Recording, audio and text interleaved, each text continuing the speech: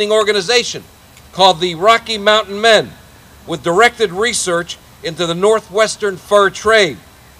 His interest in colonial times stems from a family history, starting with ancestors with the Continental Army and farther back with Rogers Rangers in the French and Indian War. Some great history there. In today's world, we all know that Steve, as a retired naval veteran of 25 years service, has done his great work for this nation in many ways.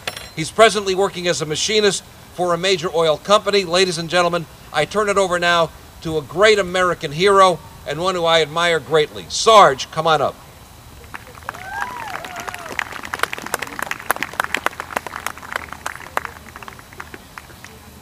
Once again, happy birthday, America! Yeah! I'll tell you a little story here, if I can. I'm a Vietnam vet. My nights are kind of weird. Far too many of them. Strange dreams, things come out of nowhere. But I had a dream the other night. One that I didn't quite understand. There was this figure, he kind of come walking through the mist. Had a flintlock. Clothes were torn and dirty. And he stood there by my bed. And he took off his three-corner hat, and speaking in a real low voice, this is what he said.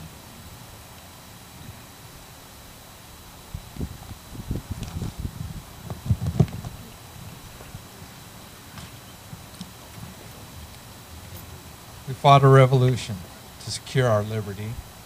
We wrote the Constitution as a shield from tyranny. For future generations, this legacy we gave. In this land, the land of the free and the home of the brave.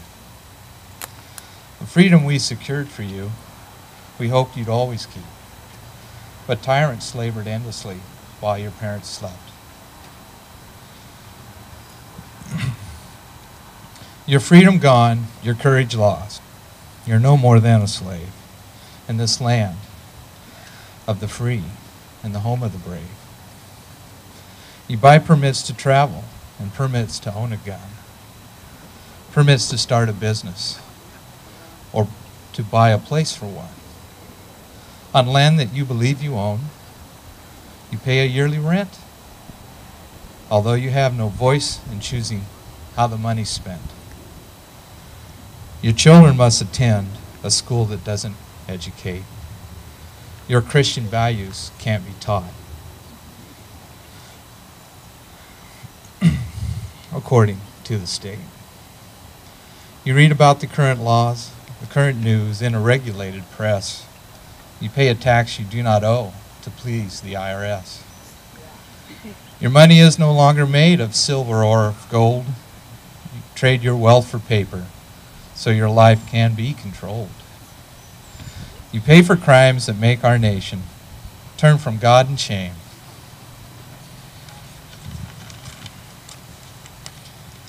You've taken Satan's number as you've traded in your name.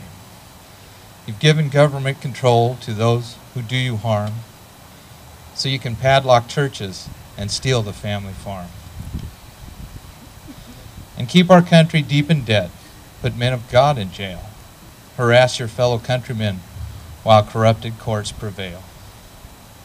Can you regain the freedom for which we fought and died? Or don't you have the courage or the faith to stand with pride? Are there no more values for which you will fight to save? Or do you wish your children to live in fear, be as slaves? For people of the Republic, arise and take a stand. Defend the Constitution, the supreme law of the land. Preserve our great republic and God-given right, and pray to God to keep the torch of freedom burning bright. And as I awoke, he vanished into the mist from which he came. His words were true. We are not free. We have ourselves to blame.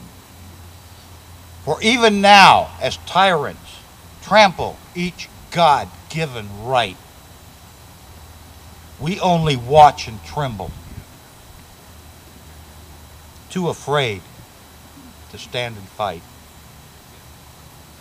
If he stood beside your bed in a dream while you were asleep